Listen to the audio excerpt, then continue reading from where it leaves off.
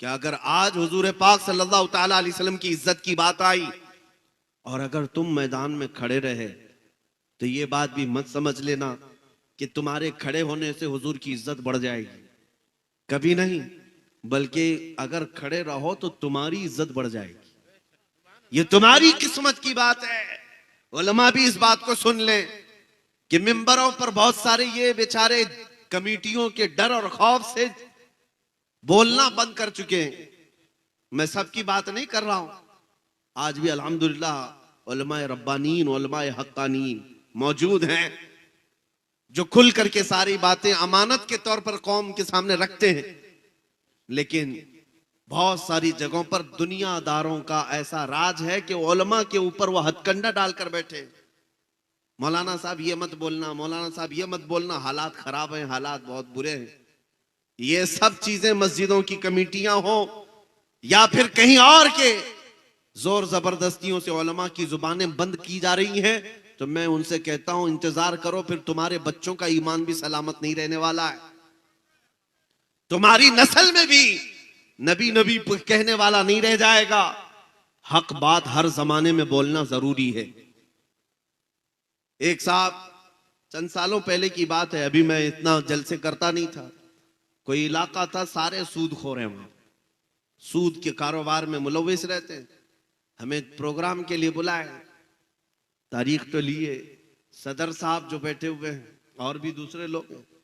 जलसे से पहले हमसे कहा कि हजरत आपकी तकरीरें सब माशाल्लाह सुनते हैं, बहुत खूब सुनते हैं, लेकिन सूद पे मत बोलिए, फाइनेंस पे बड्डी पे मत बोलिए कि ये सब बहुत पुराने धंधे हैं, इनके कारोबार हैं। हमने कहा आज तो पूरा टॉपिक ही इस पर होगा, हम बोलेंगे इसी बात पर। अगर हमसे ये बात कही जा रही है, क्योंकि फिर किसी मौलवी से ये कहना तो वो मौलवी मुबल्लिग नहीं है, वो समझौता करने वाला आदमी है, वो आलिम नहीं है।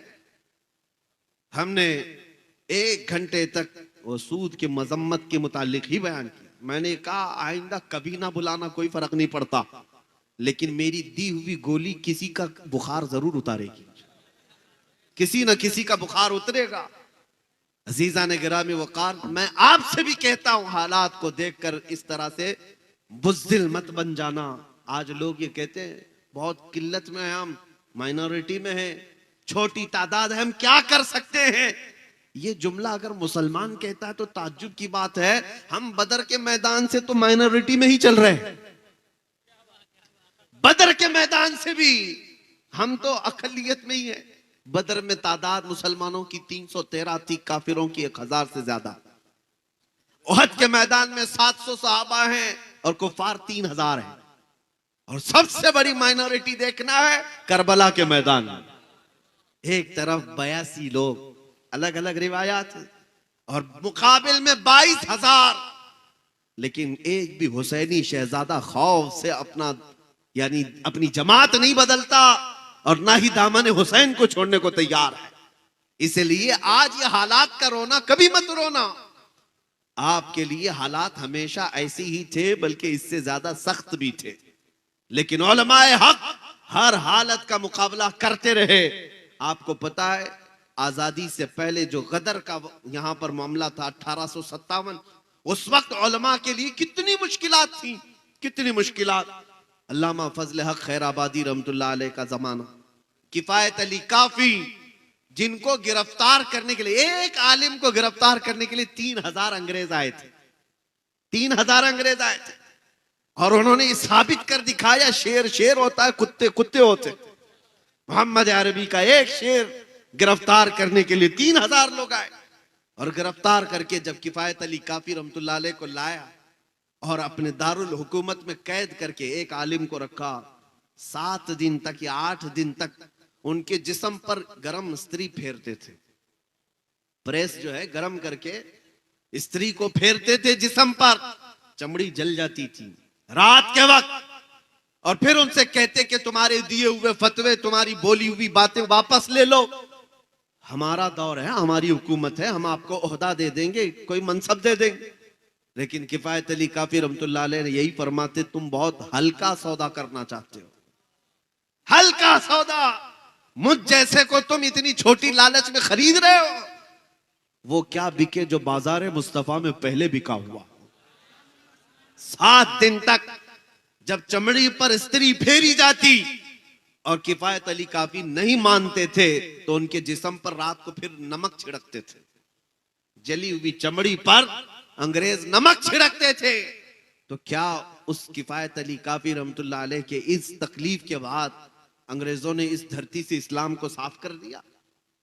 8 दिन के बाद उन लोगों ने चौराहे पर लाकर किफायत अली काफी को फांसी पर चढ़ाया। और उस वक्त जब वो एक आलिम रब्बानी को फांसी पर चढ़ा रहे थे, पूछा गया तुम्हारी आखिरी कोई ख्वाहिश है? किफायत अली काफी ने कहा था हाँ मेरी एक ही ख्वाहिश है, एक बार मरने से पहले नाते मुस्तफा पढ़ लूं। और पढ़ करके सुनाया लोगों को, कोई गुल बाकी रहेगा न चमन रह जाएगा, पर रसूलुल्लाह का दीन हसन रह जाएगा। सब फना हो जाएंगे काफी वो, लेकिन हश्र तक नाम हजरत का जुबानों पर चलन रह जाएगा। फांसी पर चढ़ाया अंग्रेजों ने और उनकी वफात के बाद 8 दिन तक जश्न भी मनाया कि हमने एक मौलाना को खत्म कर दिया है। एक मौलवी जिसके लोग गर्विदा थे, बहुत सारे लोग उनकी जुबान पर लब्बैक कहते थे, सब एक मौलवी के खत्म होते ही दुनिया खत्म हो जाएगी। मगर इन पागल कीड़ों को पता क्या है मेरे मौला का निजाम क्या है। एक किफायत अली काफी को ये मुरादाबाद में फांसी पर चढ़ा रहे थे और उन्हीं के चंद दिनों के बाद उसी मुरादाबाद के पड़ोस शहर में बरेली में मौला इमाम अहमद रजा को पैदा कर रहा है। एक चिराग बुझाओगे मौला 100 चिराग रोशन करेगा। और फिर इमाम अहमद रजा तशरीफ लाए और जब जवानी का आलम हुआ तो दुनिया ने देखा है किफायत अली काफी अपनी जिंदगी में इश्क रसूल भरते थे, लोगों को बुलाते थे, लेकिन इमाम अहमद रजा का कलम जब चला, अल्लाहू अकबर।